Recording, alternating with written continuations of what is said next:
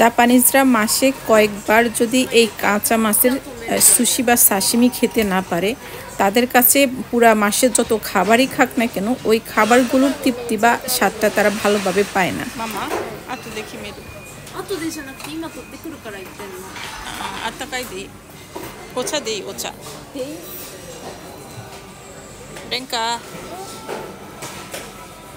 রেঙ্কা sushi রেস্টুরেন্টে আসছে আজকে ডিনার করতে, সাথে আখিও আসছে, সবাই মিলে। রেঙ্কা আখি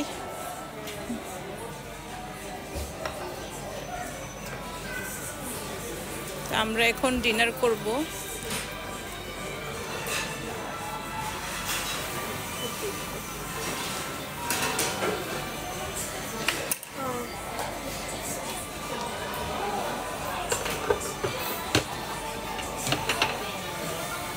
সুশি সুশি সুশি অনেক রকমের সুশি,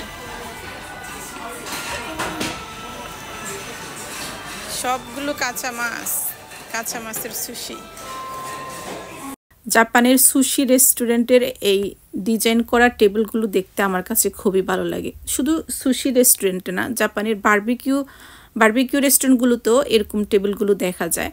তো এখানে দেখেন সুশি রেস্টুরেন্টে যে সুশি খেতে যেই সস বা কাঠি লাগে, তো এগুলো সব এখানে টেবিলের মাঝখানে দেখেন কি সুন্দর করে, একদম বোঝাই যাচ্ছে না যে ভিতরে যে এগুলো রাখা হয়েছে।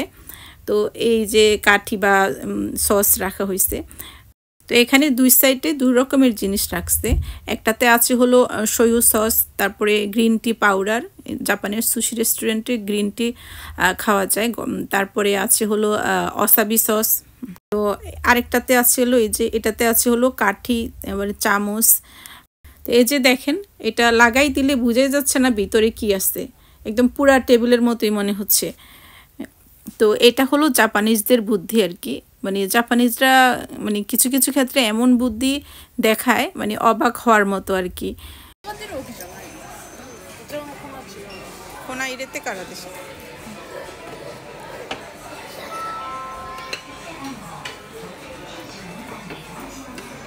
কি সুন্দর এটা লাগাই দিতেছে।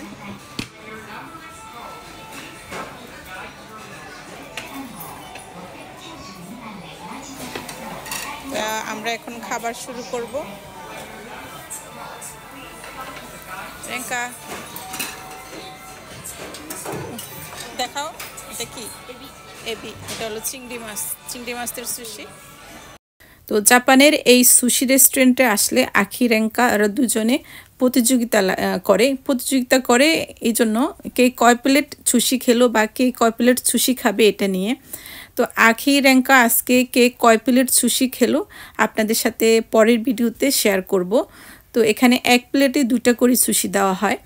তো এই 2টা করে সুশি তারা কে কয় প্লেট খেলো এটা পরের ভিডিওতে দেখতে পারবেন। তো যেখান থেকে ভিডিওটা দেখছেন সবাইকে অনেক ধন্যবাদ। সবাই ভালো থাকবেন। আল্লাহ হাফেজ।